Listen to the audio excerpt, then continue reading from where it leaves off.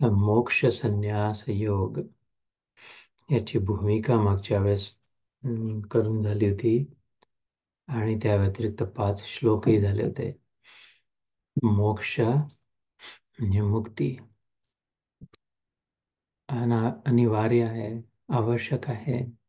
धर्म, अर्थ, काम, मोक्ष. धर्माला धरून अर्थ प्राप्ती केली, त्यांनीच कामना पूर्ण कराव्या, त्यांनीच कामना पूर्ण होतात.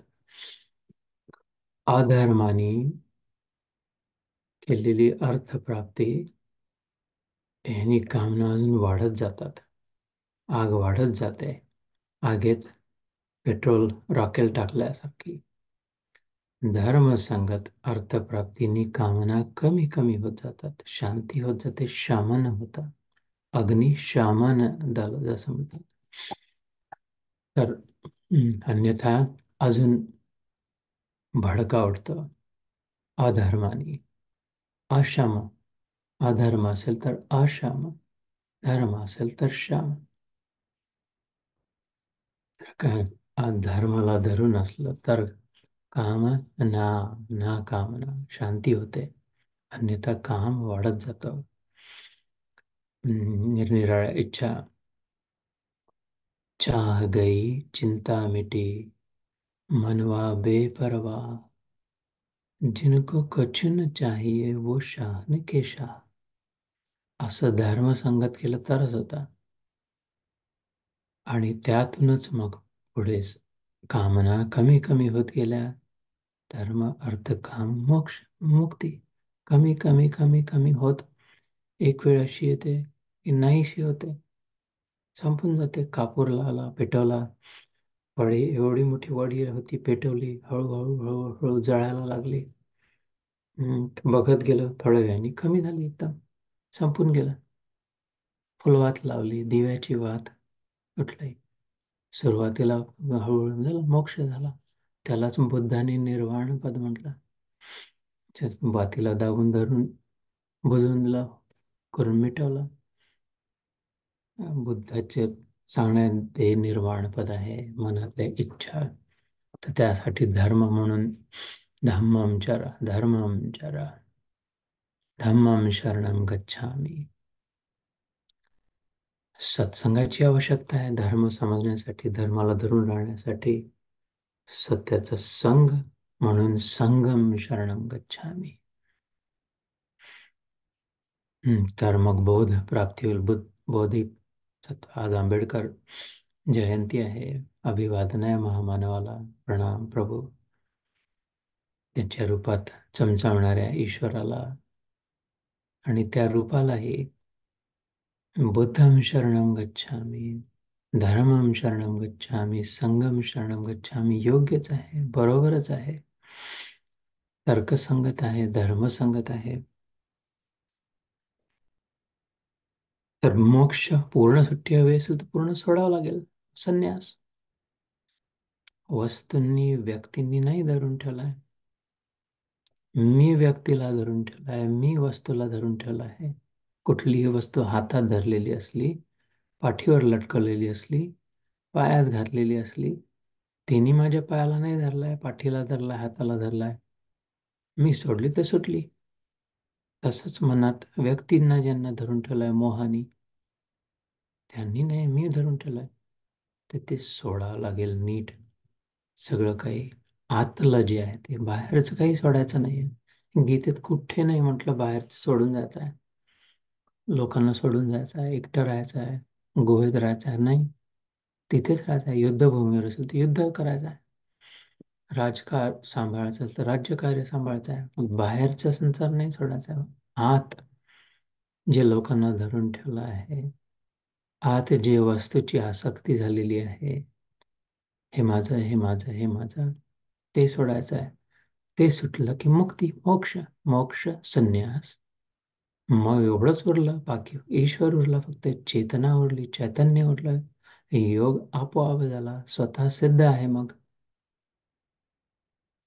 हातातली वस्तू सोडली तर हात साहजिक आहे मोकळं होणं. हात, अरे हे मला हातात काही धरलंय, मला हात मोकळे करायचे आहेत. हे दोन्ही हातात दोन गोष्टी धरल्या, हात मोकळे करायचे, हात मोकळे करायचे, मुक्ती पाहिजे आहे मला.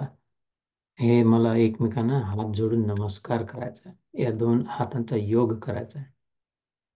तर मग हे हातात जे धरलं आहे ते सोडावं लागेल. सोडून दिलं, सुट्टी झाली. ते सुटलं, मोक्ष झाला सोडल्यामुळे. आता योग. परमात्मा जीवात्माचा, जीवाचा, शिवाचा मोक्ष संन्यास योग या नावावरच बराच प्रकाश टाकला होता मागच्या वेळेस. आता पुन्हा थोडासा संदर्भ म्हणून आठवण करून दिली.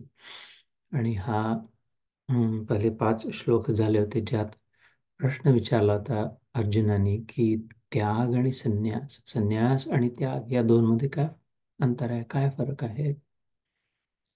एकच असतं का सेम? असं वाटतं सगळ्या लोकांना सेमच वाटतं. मलाही वाटतंय. तू नीट सांगतो का समजावून कृष्ण, की मी संन्यास घेऊ की त्याग करू? श्रीकृष्ण म्हणतो संन्यास तर करायला चाललो होतो. अर्जुन म्हणतो मी तर सोडूनच तर जात होतो. भिक्षा मागून खातो म्हणतो संन्यासांसारखा. तू मला परत का आणतोय? आणि हे त्याग मध्ये काय बोलतोय? नाही, संन्यास नाही, मी तुला त्याग करायला सांगतोय. संन्यास कर्मांचा असतो, त्याग कर्म फळांचा असतो. हा एक महत्वाचा खुलासा केला श्रीकृष्णांनी. अत्यंत महत्वाचा, खूपच महत्वाचा प्रकाश टाकला. संन्यास वस्तू, व्यक्ती, स्थिती, परिस्थिती, प्रकृती, कार्य, बाह्य, बाहेरून केलेला तो संसार, आतून केलेला तो त्याग. संन्यासी झालो म्हणजे त्यागी झालो असं जरुरी नाही आहे. संन्यासी जाऊन भिक्षा मागितली आणि काही खीरपुरी मिळाली, लाडू असतील तर होऊ शकतं अजून एखादा देऊन दे ना मैया. मिळत नाही, मी संन्यासी आहे. किंवा मनात इच्छा असू शकते, मनसा वाचा कर्मणा, कदाचित मनात विचारू शकतो की मी अनायासे अजून 2 टाकले तर बरं होईल लाडू. किंवा तोंडाने वाचेने होऊ शकतं की अजून अजून दिन द्या संध्याकाळची भिक्षा. किंवा कर्माने होऊ शकते की समोर ठेवल्या तर 2 अजून घेतल्या जाऊ शकतात, संन्यासी जरी असले तरी. कारण संन्यास तर घेतला आहे, स्वतः कार्य नाही करणार, ऑफिसमध्ये नाही जाणार, कामधंदा नाही करणार, भिक्षा मागून राहील, पण त्याग नाही झाला आहे मनातून. हे होऊ शकतं. पण जर त्याग आतून झालेला असला तर मग संन्यास असो नसो. मागच्या वेळेस मी याची आठवण केली होती 5व्या अध्यायातल्या 3ऱ्या श्लोकात श्रीकृष्ण म्हणतो की अरे तू आत्ताच इथेच संन्यास येऊ शकतो, त्याग करायला शिक. असा संन्यासी की नित्य संन्यासी. कृष्णाचा शब्द गेयस्य नित्य संन्यासी यो न द्वेष्टी न कांक्षती. इच्छा नको असं पाहिजे, तसं पाहिजे, इतकं पाहिजे, असं व्हायला हवं, यांनी हे करायला हवं, त्यांनी ते करायला हवं, मला हे म्हणायला हवं, आपल्याला हे मिळेल तर आपण यांना हे देऊ.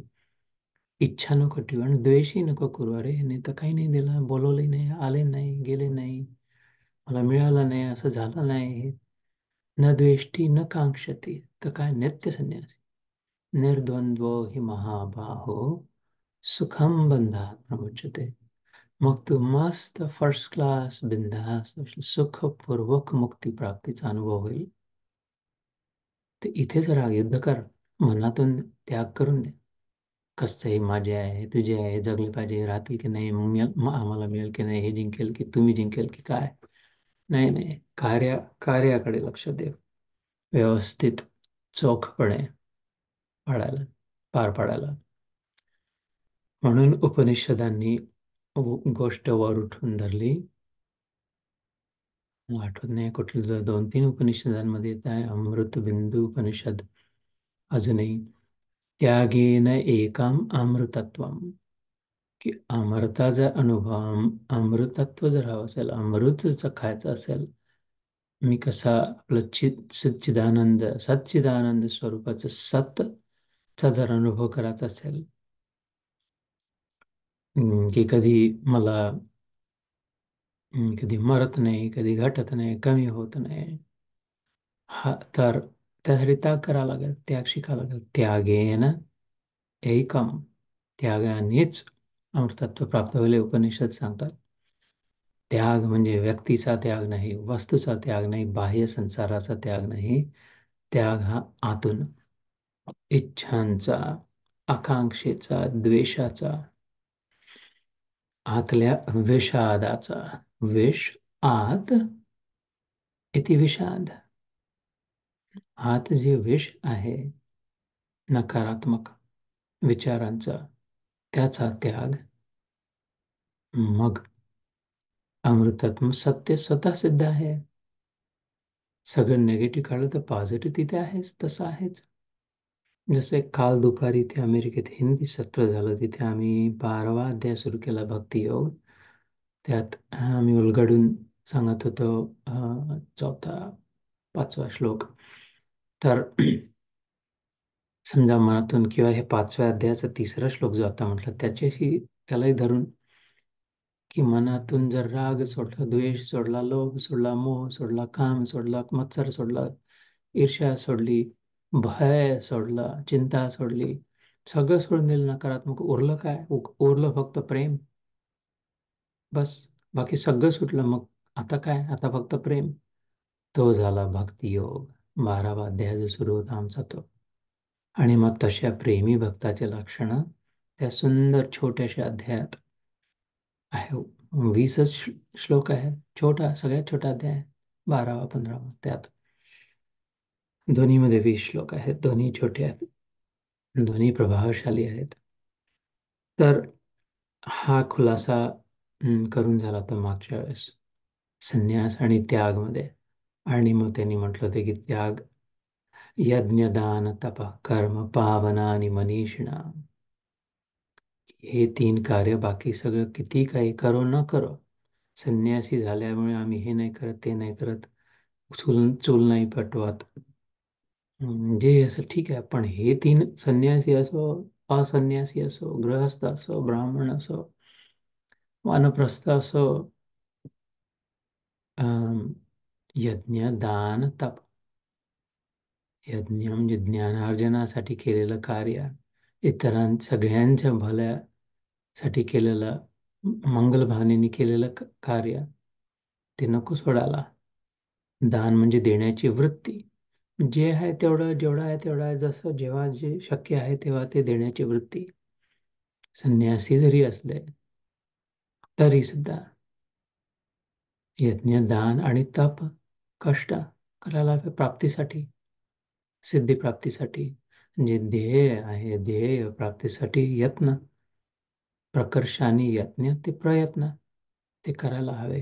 यज्ञ दान तप न त्याज्य ते अभिधीयते. यांचा त्याग नको करावा. इथपर्यंत झाला होता 6वा श्लोक. आज सुरू करू.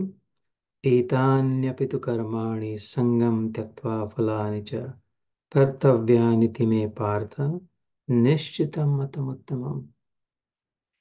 इसलिए हे पार्थ, इन यज्ञ दान और तप रूप कर्मों को तथा और भी संपूर्ण कर्तव्य कर्मों को आसक्ति और फलों का त्याग करके अवश्य करना चाहिए. यह मेरा निश्चय किया हुआ उत्तम मत है. मे निश्चितम मतम उत्तमम. हा इतका विनम्र ईश्वर म्हणू शकतो, अरे हे माझी ऑर्डर आहे, असं करायला हवं.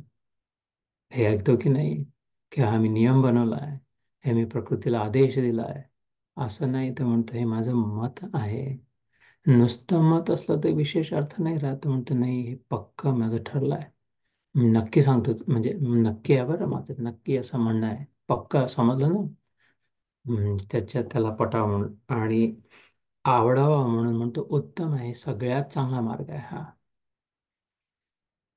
की हे आत्तापर्यंत जे मी आत्ता सांगितलं, थोडे याच्या आधी जे 15-20 मिनिटं जे बोललो आहे कृष्णाच्या 5 श्लोकांचं. एतानी अपि तू कर्माणी. एतानी म्हणजे हे जे, तू म्हणजे पण, परंतु, कर्माणी हे 3 कर्म कुठले? यज्ञ दान कर्म. पण तू, संस्कृतमध्ये म्हणजे पण, मात्र काय? संगम त्यक्त्वा फलानिचा. नाही तर यज्ञ केलं आणि माझं आपलं नाव झालं की नाही, विटेवर मंदिरात पायरी आपल्या नावाची लावली की नाही, पेपरमध्ये फोटो आला की नाही, पंडितजींनी सगळ्यांनी शाल नारळ हार घालून नमस्कार केला की नाही, एवढा खर्च केला, यजमान झालो. ते अम, ते संघाचा त्याग नाही झाला. आत मनात जी इच्छा राहिली, याचं फळ मला काय मिळेल, इंद्र खुश होईल की नाही, पुत्रप्राप्ती होईल की नाही, या दृष्टीने जर केलं तर ते फळाचा त्याग कुठे झाला? मग ते त्यागामध्ये नाही गेले जाणार. मग ते सकाम करणं झालं. तेच यज्ञ, तितकाच पैसा, तेच पंडित, तेच मंत्र, त्याच लाया बत्तासे, नारायण पेढा सगळं. पण एक कार्य झाला त्याग, पावन करणार झालं, पावन आणि मनीषणा, अमृतत्वाला नेणार झाला, त्यागे नाही का अमृतत्व. आणि तेच कार्य मात्र सकाम कर्म झालं, बांधणार झालं, इच्छा मनात असली तर. हे अंतर आहे त्यातलं. म्हणून त्यांनी म्हटलं की हे तीन करायला तर हवे. दान दिला, सगळे पैसे दिले, परत दिलं की नाही, व्याज ठीक आहे, व्याज नका देऊ पण परत तर द्या. किंवा सगळ्यांना, चार लोकांना सांगितले नाही त्यांनी, आम्ही इतकं दिलं, आमच्यामुळे झाला, मुलगा कॉलेजमध्ये गेला, डिग्री झाली, जे काय काहीच सांगितलं नाही. वारे वा, नाही ते तर राजसिक दान झालं, सात्विक दान सुद्धा नाही झालं. ते 17व्या अध्यायात आपण ऐकलं होतं. तर म्हणजे ते त्या त्रिगुणात फसलेलं झालं, बांधणारं झालं, अपेक्षा निर्माण झाली त्यातून. ते हे यज्ञदान तप हे तीन कार्य तर कर, संगम त्यक्त्वा करोति, फळाचा संग सोडून जर केलं तर फलानिच्या. किंवा तप केला, कष्ट केले, हिरण्याक्ष, हिरण्यकश्यपू, रावण, कुंभकर्ण, अजून निरनिराळे हे असुर ते असुर, खूप मेहनत करायसाठी, खूप आपल्याला सत्ता मिळावी, आपला सगळ्यांवर दबाव असावा, माझं नाव मैं लंकापती रावण हूं. तप तर केला, पण फळाचा संग नाही सोडला. फळ मिळेल, अवश्य मिळेल, फळ मिळेल, वृक्ष राहून जाईल. आणि हे काही हुशारी नाही आहे की आंब्याचं झाड लावलं, खूप कष्ट केले, 5 वर्ष वाढवलं, मेहनत घेतली, पहिला आंबा लागला मस्त मोठा, हापूस आंबा लागला, म्हटलं बस आंबा तोडला झाला, आता झाड विसरून गेला. तर बुद्धूपणा झाला. अरे असे तर हजारो आंबे तुला वर्षानुवर्ष तुझ्या नात्या गोत्या नातवापर्यंत पोहोचलं असतं तर, त्यात अडकला नसता तर, आणि तुलाही मिळालं असतं, फळ तर मिळणारच होता येऊन सण. तर म्हणून म्हटलं एतानी अपि तू कर्माणी, हे कर्म हे तीन, बट संगम त्यक्त्वा फलानि च. मागच्या वेळेस मी हाही प्रकाश नाही, इंग्रजीतही आमच्या इथे अमेरिकेत हाच अध्याय सुरू आहे आणि हे श्लोक झालेही होते मागच्या रविवारी. तेव्हा मी समजून सांगत होतो की गीतेत संघ शब्द, संघ नाही, संघ शब्द अनेकदा येतो, याही अध्यायात बरेचदा येतो. तो दोन प्रकारे वापरला जातो. एक तर संघ शब्द नुसता संघ येतो त्यात बाय इटसेल्फ, किंवा मग संघ या शब्दाच्या आसपास त्याच ओळीत त्याच श्लोकात कुठेतरी कर्माचा उल्लेख असतो. तर एक तर संघ नुसतं किंवा संघ कर्म, कर्म संघ असं कुठेतरी येतं. तर जेव्हा तो नुसता आपडून येतो शब्द गीतेत संघ, तेव्हा तो गुणाबद्दल आहे. गुणांचा संघ, सात्विकता, राजसिकता, तामसिकता यात अडकू नये, हा निर्देश आहे. की हे चांगलं, हे वाईट, आम्ही तर असे, तुम्ही तर तसे, त्यांचं कसं भिकारड्या खरकट मरकट आहे, असं तसं तो विचार मनात नको रुतून बसावा. नाही तर मन अजून पक्क होईल. मन तर हलकं करायचं आहे, सोडून द्यायचं आहे, सोडतं घ्यायचं आहे. तर किंवा उलटे आपण खूप किती चांगले आहे असं तसं, नुसता संघ शब्द आला थोडक्यात म्हणजे गुणांचा उल्लेख केला जातो. आणि जर कर्माला धरून आला असेल, कर्म शब्द ही त्याच श्लोकात जर आला असेल, तर ते फळांचा उल्लेख आहे त्यात. अम, फळांसोबत संग नको करायला, फळांसोबत जुडायला नको. तर आता या श्लोकात जसं संघ शब्द आला, आपण लगेच कर्मही आला. एतानि अपि तु कर्माणि कर्माणि संगम त्यक्त्वा फलानि च. म्हणजे गुणांचा संघ नाही, फळांचा संघ जसं आला इथे.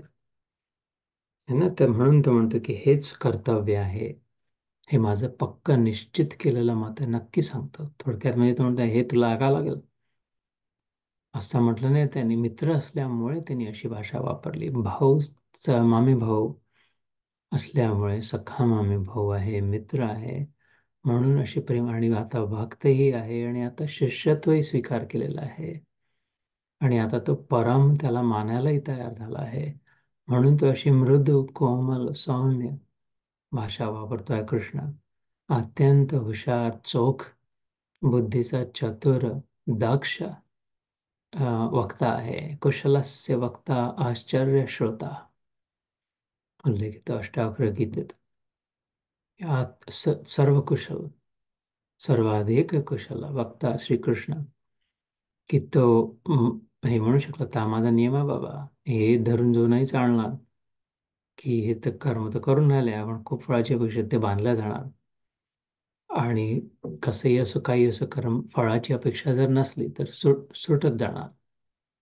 पण म्हणून हे नाता गोता संबंध असल्यामुळे तो म्हणतो नक्की राजा मित्रा, अरे बाबा समज, माझा पक्का विश्वास ठेव, असं नको करू. आणि हे होतं. हं? तर तो 6वा श्लोक. 7वा.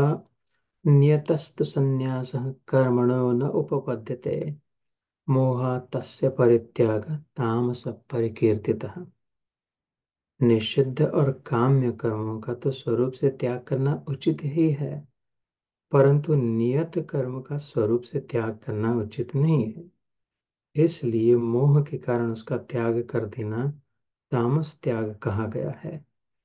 नियतस्तु संन्यासः कर्मणो न उपपद्यते, की जे नियत कार्य आहे, जे आवश्यक कार्य आहे, कर्तव्य कर्म आहे, जी सृष्टी चालवण्यासाठी प्रत्येकाचं, जसं मोटर कार असेल तर समोरच्या चाकाचं हे कर्तव्य आहे, मागच्या चाकाचं ते कर्तव्य आहे, चाकाला लावलेल्या टायरचं हे कर्तव्य आहे की टणक करा हाणा, काटा न घुसू देणं.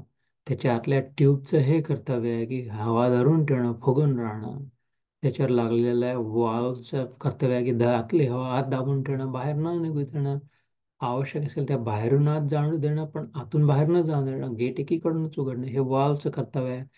त्याला लागलेल्या हब कॅपचं कर्तव्य आहे की आपल्या जागी पक्की चिपकून राहणं आणि आतले नट बोल्ट्स ला जंगू न देणं, त्याला त्याची रक्षा करणं. आतल्या नट बोल्ट्सचं हे कर्तव्य आहे की नीट टाईट चाकाच्या शाफ्टला धरून ठेवणं.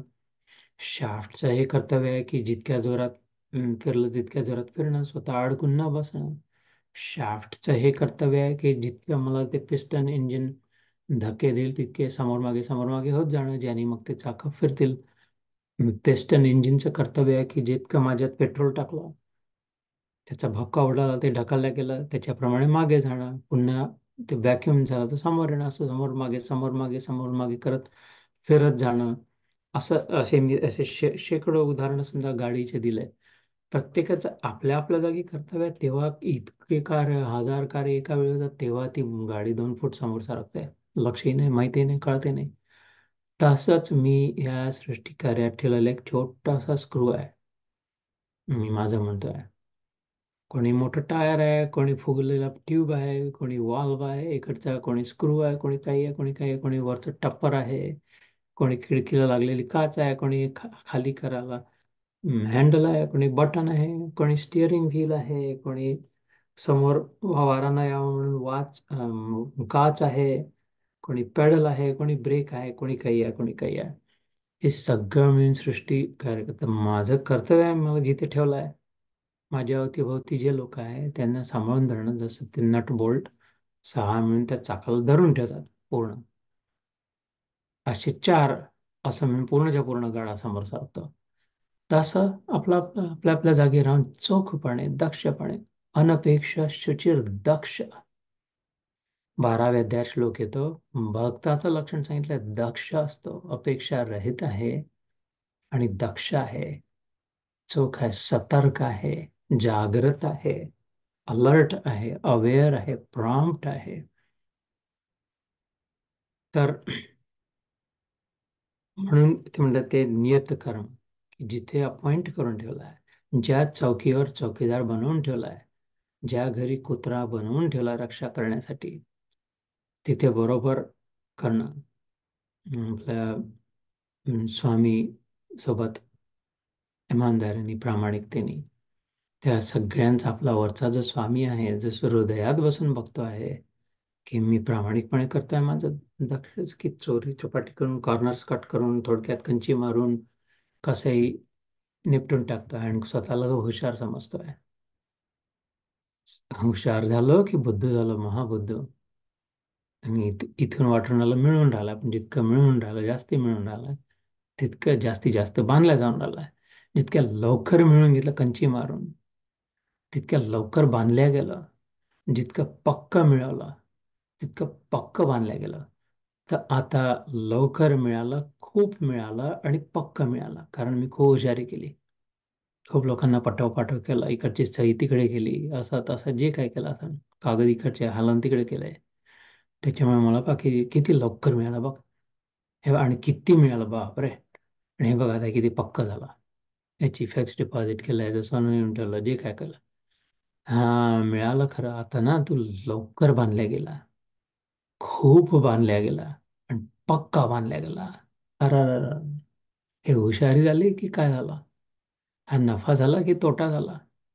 हे चांगलं माझं भलं झालं की अमंगल झालं? बाहेरून वरून काय दिसतंय? खूप मिळालं, पक्क मिळालं, चांगलं मिळालं आणि लवकर मिळालं. आतून काय झालं? खूप बांधल्या गेला, चांगलं बांधल्या गेलं, पक्का आणि लवकर बांधल्या गेलं. तर हे असं आरशात पाहिलेलं जसं उलट दिसतंय. इकडे खायला जात होतं तर तिकडे जाणार, इकडे केलं तर इकडे जसं तसं.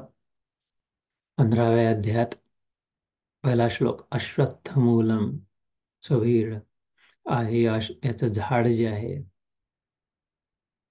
ऊर्ध्वमूलम अधशाखम अश्वत्थम प्राहुरव्ययम छंदांसी यस्य पर्णानि वेतम सवेद अश्वत्थमूलम सुविरूढ मूलम. आणि याच्या पुढे जे श्लोक येतात, असंग शस्त्रेन दृढेन चित्वा, तिथे संग नको करायला, कारण ते उलट आहे संसाराचं झाड, त्याने म्हटलं. जे करावं जातं ते उलट होते. म्हणून मी बरेचदा साधना सांगतो काही लोकांना, सोपी साधना, जे मन म्हणेल त्याचे उलट कर. बस एवढंच साधना. बस काही मंत्र जाप नाही आहे, काही नियम नाही, पथ्य पाणी नाही, एकच ते मन म्हणेल त्याचे उलट कर. कारण मन संसारात आहे आणि संसार उलटा टांगला आहे. त्या उलट्याला सुलट करायचं झालं, ते जे उलट आहे तर उलट्याच्या उलट केलं तर सुलट झालं. मन सगळं उलट दिशेने जाते आहे. त्या मनाला जर उलट्या ज्या दिशेने चालला म्हणलं त्याच्या उलट्या दिशेने जायला लावू शकलो तर मग सुलट्या दिशेने जायला लागेल, सरळ दिशेने, थोडक्यात म्हणजे तसं. तर म्हणून नियत कर्म करायला हवे, पण फळाचा संग नको. कारण हे कर्तव्य आहे. कर्तव्य नीती मे पार्थ, माझी नीती आहे, माझी पॉलिसी आहे. नीती म्हणजे म्हणजे हे निर्धारित आहे. कर्तव्याला चुकायला नको. कर्तव्य चुकेल तो 10 पट परत यायला बाध्य केला जाईल. पण आता जे जीवन मिळालं आहे, ही जी संधी मिळाली आहे, हे जास्तीत जास्त डिस्काउंट करून दिलं, हे समजून घ्यायला हवं नीट.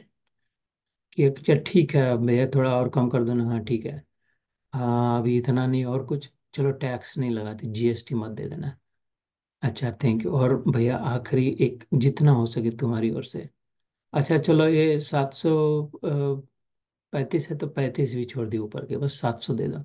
देखो 1100 के 700 पे लाके दिया ना, ऐसे करते करते, हाँ ये लो 700, बराबर 700 ला, इतना ही थे, देखो जेब देख लो मेरे, एक एक रुपया भी नहीं है इससे, बराबर 700 मिलता है, चलो ठीक है ले जाओ। असं काम करणारा हा जन्म आहे. कमीत कमी मध्ये जेवढं शक्य आहे मुक्ती ते प्राप्त आहे. तेवढंही जर नाही दिलं तर 2 लाथा देऊन भगवून देईल दुकानदार, कि नहीं भैया 700 भी नहीं, ये मैं 100 रुपये है, 100 रुपये मिल जाओ बाहर, वो चने वाला खड़ा है, फुटाने खा लो, निकल जाओ आगे। ये जीन्स की पैंट नहीं मिलती 100 रुपये में, फुटाने मिल जाएंगे, चना चबेल। तसा मग तसंच गती होते, बाहेर हाकलला जागा आहे. आणि मग तसंच खडतर जीवन होतं. म्हणून कर्तव्याला नको चुकायला, संन्यासी असो, ब्रह्मचारी असो, गृहस्थ असो, तर किंवा संन्यासी असो, कर्तव्य नीति में, नीति शब्द जो आहे, नीति में पार्थ निश्चितम मतम उत्तमम, ते पक्की पॉलिसी आहे माझी बरं. नियतस्तु संन्यास कर्मणो न उपपद्यते. म्हणून नियत कर्म न उपपद्यते, सोडायला नको, हे करणं आवश्यक आहे. त्याग संन्यासी जरी असला तरी मोहा तस्य परित्याग तामसा परिकीर्तिता. कारण तू अशा याने जर म्हटलं की मी त्याग केला, कारण मलाच त्यातलं काही नको आहे म्हणून मी ते कार्य करत नाही. जसं आपण आपल्या मुलासाठी काही करत असलो, आईसाठी, म्हाताऱ्या किंवा पुतण्यासाठी, आणि ते ते, कुटुंब पद्धतीत ते जर योग्य असेल, पण नाही रे, पण मला याच्यातून काय मिळणार आहे, आणि त्याचं त्याला समजा पुतण्याने केलंय, डिग्री झाली, पगार मिळाला, मला काय मिळणार आणि मला नकोही आहे त्याचं, म्हणून त्याच्यामुळे मी काय आता सपोर्ट नाही करणार. म्हणून मी ना कर्मफळाचा त्याग केला, कारण मला काही नको आहे त्याच्याकडून. हा त्याग तर केला, पण तो तामस त्याग केला का? कारण काही करायची इच्छा नाही. हे जे इनर्शिया ज्याला म्हणतात इंग्रजीमध्ये, काही न करण्याची प्रवृत्ती, नुसतं जस्ट टाळण्याची, थोडक्यात म्हणजे टाळणं. टाळणं म्हणजे त्याग कसा झाला? का दोन्हीमध्ये केलं नाही, मी टाळलं म्हणजे नाही केलं कार्य, आणि त्याग केला म्हणजे नाही केलं कार्य, तर झाला ना, एकच इफेक्ट झाला. इफेक्ट एक झाला, पण उद्देश काय आता? इंटेन्शन शुद्ध, एकात शुद्ध उद्देश आहे, एकात अशुद्ध उद्देश आहे. तर टाळला असलेला जो त्याग दिसतो, अवॉइडन्स, तो तामस त्याग थोडक्यात, म्हणजे इथे या श्लोकात म्हटलं. पुढच्या श्लोकात, 8व्या श्लोकात, दुःखम इति एव यत् कर्म काय क्लेश भया त्यजेत सकृत्वा राजसम त्यागम नैव त्याग फलम लभेत. बरं, तसं त्याच्यामुळे नाही मी सोडत आहे, पण अरे खूप, मग मला खूपच मी अजून मेहनत करावं लागेल, काही दिवस ना सिनेमा पाहणं बंद करावं लागेल. नाही, आम्ही दर शनिवारी मोठ्या पार्टी करतो, ती सोडून द्यावं लागेल काही दिवस, पैसे जमा करायला, किंवा कष्ट जास्ती करायला लागतील. मला सकाळी लवकर उठावं लागत जाईल, काही ना काही दुःख अजून ॲडिशनल मला होईल, शारीरिक कष्ट, मानसिक, जे काय. तर त्याच्यामुळे असं करतो मी, नको मला त्यातून जे मिळणार असेल, जरी ते योग्य आहे, कर्तव्य आहे, पण नाही करत, कारण ते दुःख अवॉइड करायचे आहे मला, अजून जास्ती ट्रबल नको, मला माझा आराम नाही सोडायचा आहे. अशा प्रकारे जो सोडून दिलं, तोही म्हणजे त्याग केला मी. तो त्याग राजसिक त्याग आहे. कारण स्वतःच त्या राजसिक भावना काय असते, की मी माझं अजून मोठं व्हावं, मी आणि माझं अजून वाढावं, मी आणि, थोडक्यात म्हणजे मी आणि माझं कमी न व्हावं, मला जो आराम आहे, मला जे सुख प्राप्ती आहे, मला जो सुखद अनुभव होतोय, तो कमी न व्हावा. ते होणार असेल तर ते मी नाही करणार. हे राजसिक, जरी आवश्यक कार्य आहे, कर्तव्य आहे, तरी नाही करणार, हे राजसिक त्याग. तामसिक काय आहे, की खूप कंटाळा आला आहे, खूप आळस आहे, हालायचं नाही आहे, उठायचं नाही आहे, जिथे पडला तिथे पडलं राहायचं आहे,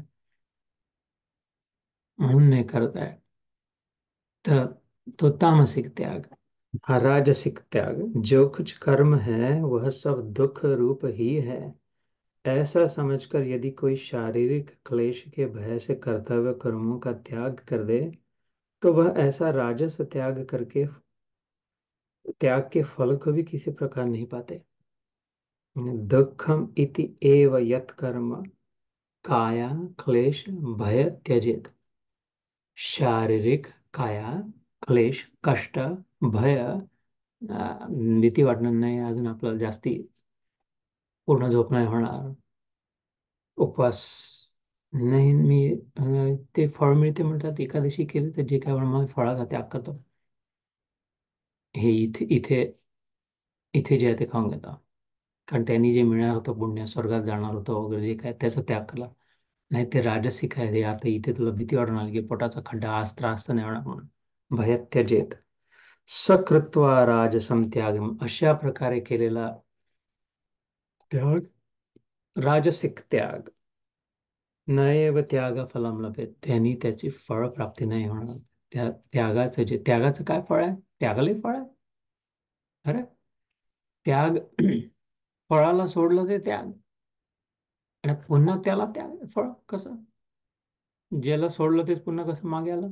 हे तर सतत म्हणून राहिलं. हो, त्यागालाही फळ आहे. त्याग न केलं त्याला एक फळ आहे, आणि त्याग केलं त्याला एक फळ आहे. दोन्हीला त्याग न केलं तेव्हा जे फळ मिळते ते विषारी आहे, विषाद निर्माण होतं. आणि त्याग करून जे फळ मिळते ते औषध आहे, वनस्पती आहे.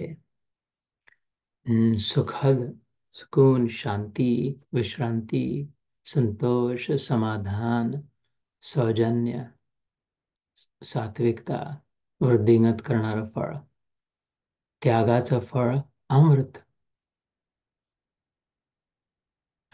त्याग न करून प्राप्त केलेलं फळ मृत्यू.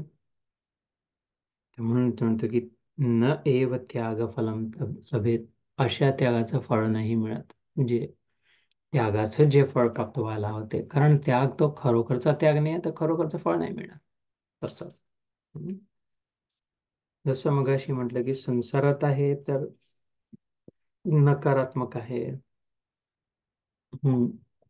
नकारात्मक मनातलं जर हृदयातलं सगळं काढून टाकलं तर उरलं काय? फक्त प्रेमाचा सुखद अनुभव. ते आहे त्यागाचा फळ. त्या प्राप्तीसाठीच हा जन्म झालाय, त्यासाठीच जीवात्मा भुकेला आहे. आणि जीवात्मा तर काय, परमात्मा त्यासाठी आहे. सगळे आपण त्यासाठी धडपडतोय, आपण कल्पना नाही आहे. आणि म्हणून त्याची प्राप्तीचा एक सरळ मार्ग आहे की फळाची अपेक्षा सोडणं, कर्तव्य कर्म न सोडणं, कार्य करणं नाही सोडणं, फळाची अपेक्षा सोडणं. त्यातून जे फळ मिळतं त्याच्यासाठी उपनिषदात म्हटलं, मगाशी उल्लेख केलेला, त्यागेन एकम अमृतत्वम. 9वा श्लोक आज 10 पर्यंत करू आणि मग थांबवू. कार्यम इति एव यत् कर्म नियतं क्रियते अर्जुन, संगम त्यक्त्वा फलम च एव स त्यागः सात्विको मतः. हे अर्जुन, जो शास्त्र विहित कर्म करना कर्तव्य है, इसी भाव से आसक्ति और फल का त्याग करके किया जाता है, वही सात्विक त्याग माना जाता है. पहिले तामसिक त्यागाचं ऐकलं, मग तामसिक त्यागाचं फळ उलट मिळते. सुख हवं तर ते दुःख मिळालं. राजसिक त्यागाचं जे फळ मिळायची इच्छा होती ते मिळत नाही. सात्विक त्यागाचं काय? जो शास्त्र विहित कर्म करना कर्तव्य है, इसी भाव से आसक्ति और फल का त्याग करके किया जाता है, वही सात्विक त्याग माना जाता है. कार्यम इति एव यत् कर्म नियतम क्रियते अर्जुन. नियत कार्य म्हणजे नियम लागलेलं कार्य, म्हणजे सृष्टी चक्र ज्या नियमाने चालते. नेहमीची तो पावसाळा, हे सृष्टीचे कौतुक जाण बाळा. नियम जो लागलेला त्याच्याप्रमाणे सूर्य, आपण नियमाने येतो, नियमाने सूर्योदय होतो, सूर्यास्त होतो, माध्यान्हाच्या वेळेला प्रखर होतो, नियमाने पाऊस येतो, वर्षा होते, नियमाने वारा वाहतो, नियमाने पृथ्वीने धरून ठेवला तर धरून ठेवला, मध्येच कंटाळा लावून सोडून नाही दिला खड्ड्यात आपल्याला. आणि नियमाने आकाश जागा देत आहे, असं उद्विग्न होऊन चिडचिड म्हणून दाबून नाही टाकत आहे. जागाने तुम्हारे लिए जगह नहीं म्हणून क्रश नाही करून टाकत आहे. सगळे पंचमहाभूत नियमाने चालतात आहेत. तसेच इतरही मग चालून राहिले आहे. जशास तसा, जे मिळेल जैसी मती वैसी गती. तर हे समजून, नियम समजून, नियतम कार्यम इति एव क्रियते यत् कर्म, असे कर्म जे करतात अर्जुना, संगम त्यक्त्वा फलम च एव, कार्य करतायत, फळ सोडून देतात आहे. सोडून देतात म्हणजे स्वतः सगळ्यांसाठी आणला, स्वयंपाक केला घरच्या स्त्रीनी सुगृहिणीनी, जर फळ नको आता आपण नाही जेवत, आपण भुखं राहायला पाहिजे, मरायला पाहिजे, तसं नाही. संगम त्यक्ता म्हणजे खाल सोडूनच दिलं असं नाही. इच्छा नाही ठेवली की माझ्यासाठी ही पोळी उरली पाहिजे, याच्यावर मी जास्ती तूप टाकलाय, छान मस्त लाल कडक वडा झालाय, तो मी बाजूला ठेवलाय. तसं नाही, सगळ्या वड्याच्या परात वडे भरून आणायचे, माझ्यासाठी जे उरतील ते उरतील, जे पुरणपोळी जितकं तूप असेल तितकं जे काय सगळ्यांसाठी केलंय. पण असं नाही की मी भुखा राहायला पाहिजे तर मग त्यागेला, असं कधी नाही म्हटलंय. शरीर धर्मम खलु शरीरम आद्यम खलु धर्म साधनम. धर्म साधना आहे, सधर्म साधना या शरीराच्या माध्यमातूनच होणार आहे. न सिद्धेय तिसऱ्या अध्यायात कर्मयोगात या कृष्णाने या गीतेतही म्हटलंय की तुझं शरीर साधन नाही ठेवू शकला तर मग तुझं बाकीचे काही होणार नाही. इथपर्यंत पोहोचलाय, शेवटची पायरी पोहोचली, दारापर्यंत पोहोचलाय तिरुपती, तो आत वाक बघ, दर्शन घे. हे मनुष्य जन्म शेवटची पायरी आहे. इतक्या पिंजऱ्यातून जाऊन किंवा पायऱ्या चढून वरून जाऊन तर शरीराला नाही सांगितलंय की खूप कष्ट करून मारून टाकून उपहास करून, तसं नाही. केला इतरांसाठी स्वयंपाक, उरलेला स्वतः जेवण सगळ्यांना सगळ्यांना प्रसाद देऊन आला, गणपतीची आरती झाली तर अरे नाही पण आपल्याला नको मिळाला, आपण कसं नाही, तूही प्रसाद घ्यायला हवा, तुझ्या तुलाही मिळेल तसं. पण चांगले चांगले मोठे मोठे टपोरे काजू खाली दाबून ठेवले ढिगाऱ्यात, सो वरवरचं देऊन शेवटचा आपल्याला मिळेल. तो काजू प्रसाद भावनेने नाही आहे फक्त, स्वार्थ भावनेने पण आहे. त्याचं म्हणणं आहे मग तो प्रसादच नाही मिळाला, तुला काजू मिळाला, मी तुला प्रसाद देण्याचा प्रयत्न करत होतो काजूच्या ऐवजी, काजूच्या रूपाने, रादर काजूच्या रूपाने प्रसाद मिळणार होता, तर काजूचं रूपच घेऊन घेतला, खाऊन घेतला, बस प्रसाद सोडून दिला त्यातला. प्रसाद प्रसिद्धती प्रसन्न हे एका मुळातून येतात, मग प्रसन्नतेचा अनुभव नाही होणार. वरून चाखल्याचा क्षणिक क्षणभंगूर सुख मिळेल, आनंद राहून जाईल. है ना?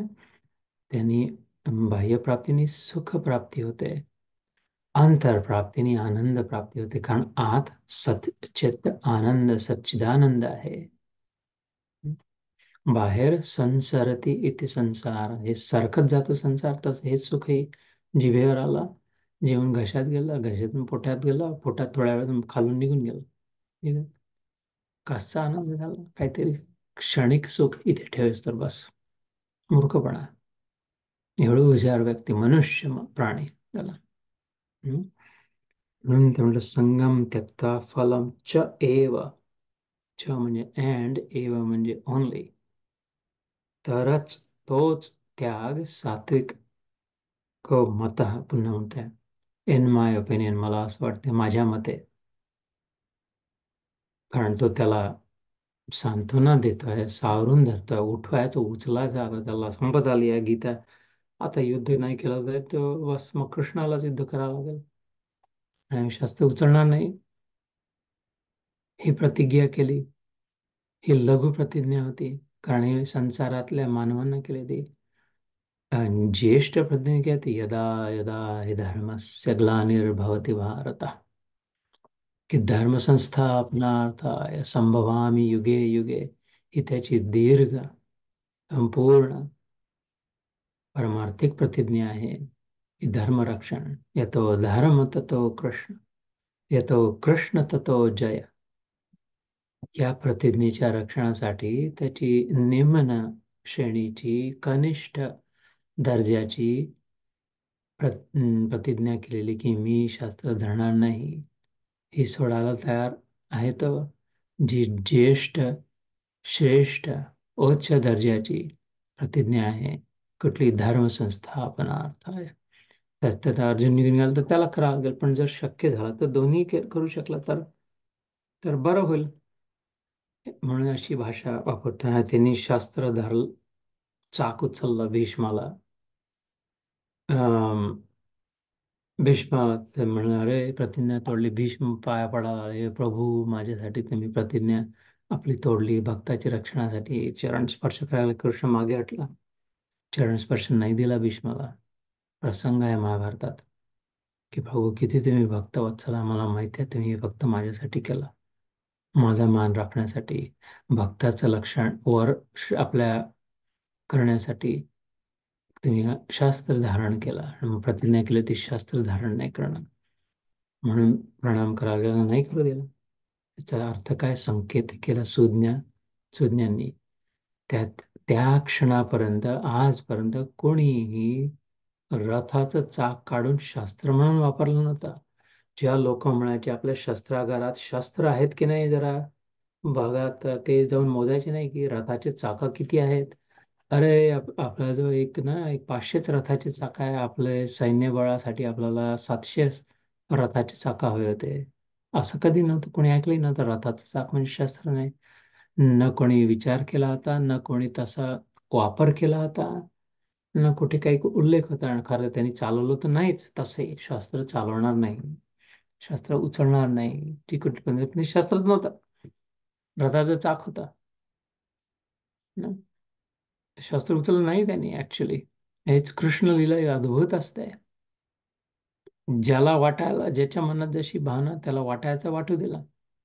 खोटा बोलला, प्रतिज्ञा तोडली नाही की तोडली, सूक्ष्मतेने सत्य आहे की ते त्या क्षणापर्यंत कोणी त्याच्यानंतरही नाही.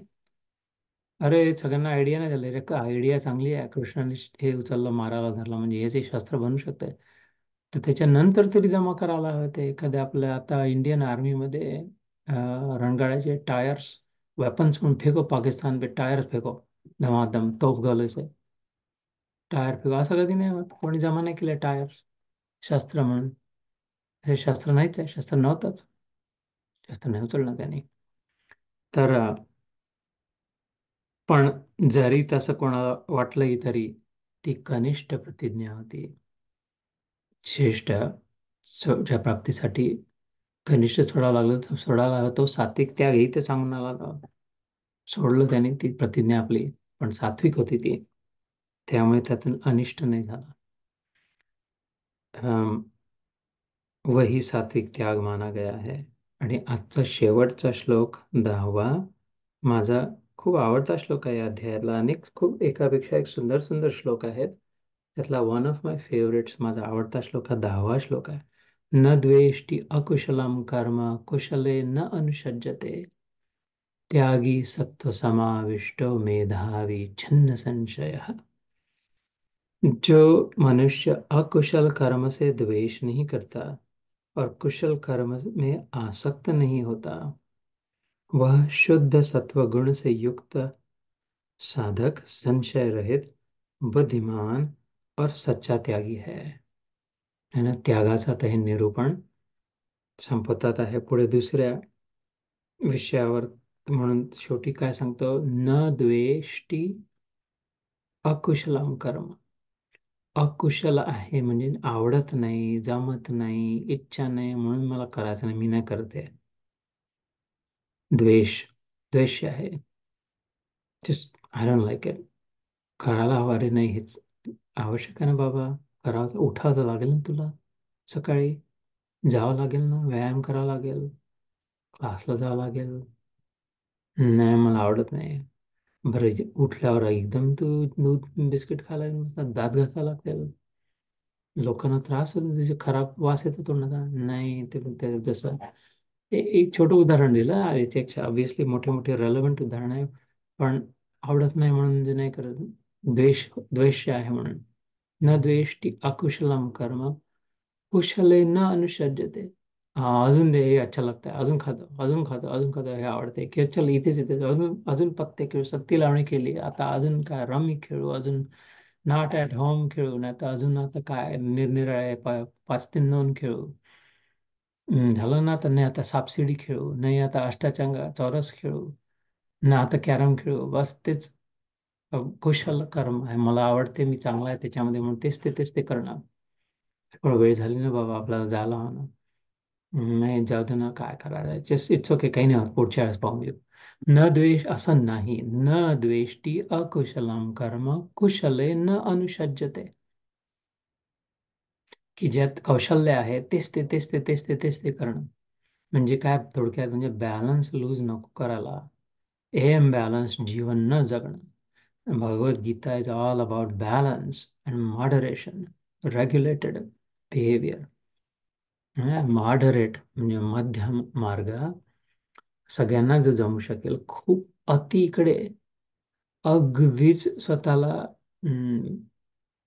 डिप्राईव्ह करावं लागेल, करावं लागेल तसे नाही, आणि अगदी खूप धमाधम लुटवून द्यावं लागेल असंही नाही. मॉडरेट सर्वसाधारण नॉर्मल लोकांसाठी जो मार्ग आहे तो भगवद्गीतेचा मार्ग आहे.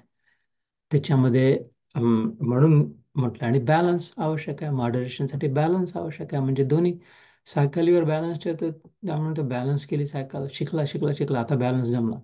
म्हणजे काय, नाही इकडे पडत आहे ना इकडे तिकडे पडत आहे. पहिले काय व्हायचं, शिकताना डावीकडे पडायचं उजवीकडे पडायचं, आता बॅलन्स आला म्हणजे दोन्हीकडे नाही पडत आहे, मध्ये बरोबर. तसं जीवनामध्ये न इकडे पडणं न तिकडे पडणं म्हणजे बॅलन्स. त्याच्यासाठी मॉडरेट म्हणजे मधला मार्ग स्वीकारावा लागतो. त्याच्यासाठी रेग्युलेटेड जीवन पाहिजे. रेग्युलेटेड म्हणजे कंट्रोल पाहिजे, डायल पाहिजे. गॅस आपटीकडे लागल्यावर एकदम भपका आला आणि अरे थोडंसं मला नुसतं ते सत्यनारायणाची पूजा थोडंसं गरम करून ते त्यात टाकण्यासाठी ओळखते, ते सगळं जळून जाईल. आचारी जळून जाईल. ते कमी कर कमी कर.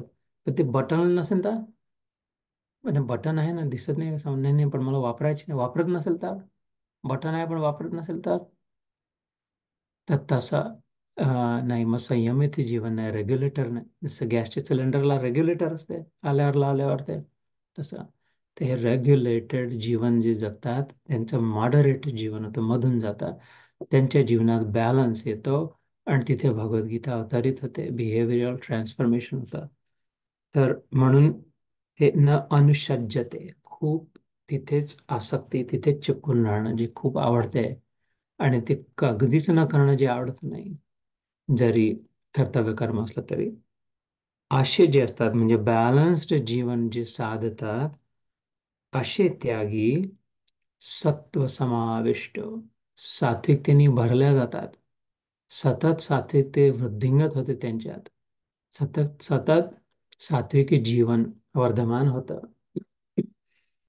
त्याचं काय उपयोग काय होतं, त्याचा इफेक्ट काय असतो, मेधावी. मेघावी नाही, मेघा म्हणजे ढग, आभाळ, मेघवर्ण, आभाळावर्ण. मेधा, मेधा म्हणजे मज्जा तंतू, बुद्धी, ब्रेन सेल्स. मेधा म्हणजे थोडक्यात म्हणजे न्यूरल नेटवर्क, जिथे विचार शक्ती, स्मृती शक्ती, तर्क शक्ती हे जिथे असते, डोक्यामध्ये, मस्तकात, ही मेधा. आणि जे आपण अन्न प्राशन करतो त्याचे सप्त धातू बनतात. प्रत्येक गोष्ट जी खातो त्याचे सप्त धातू बनतात.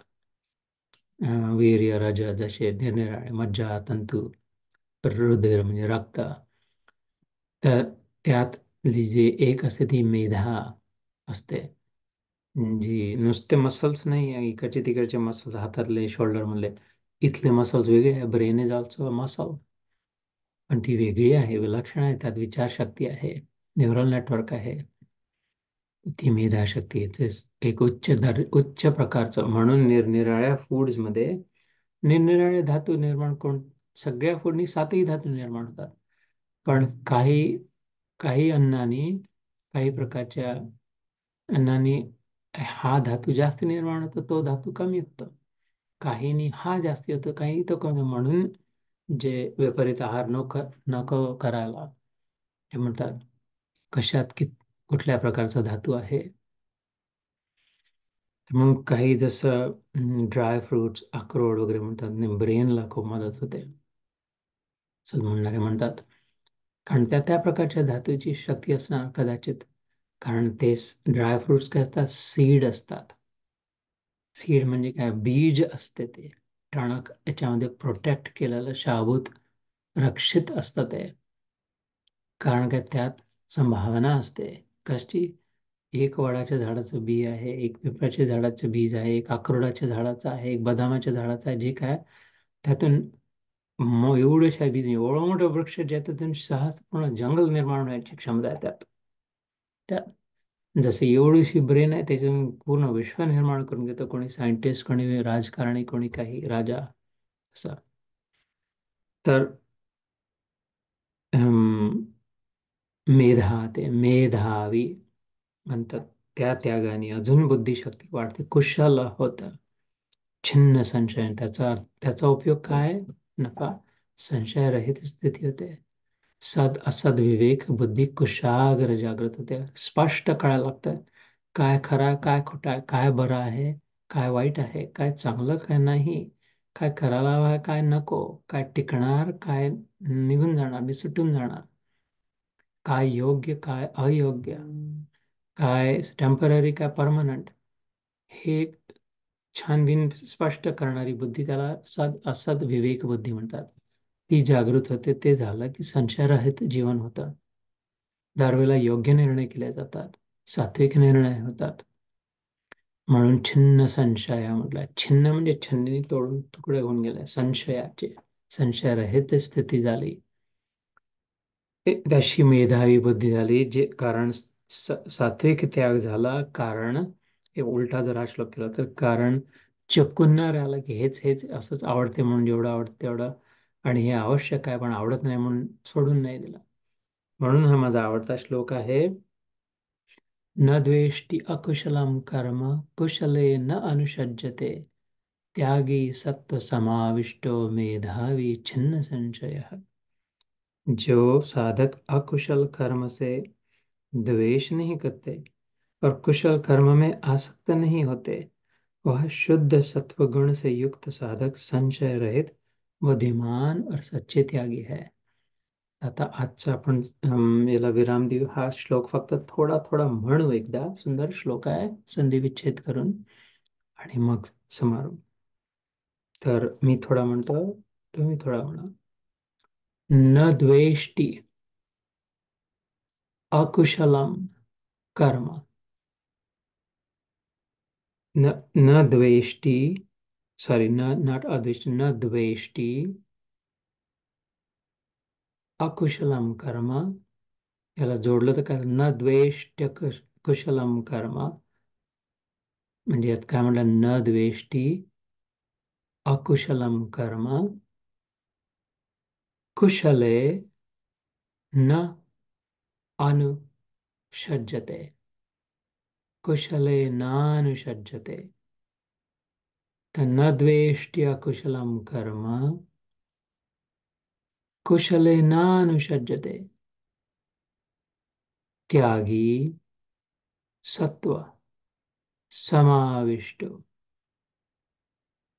त्यागी सत्व समाविष्टो मेधावी छिन्न संशयः.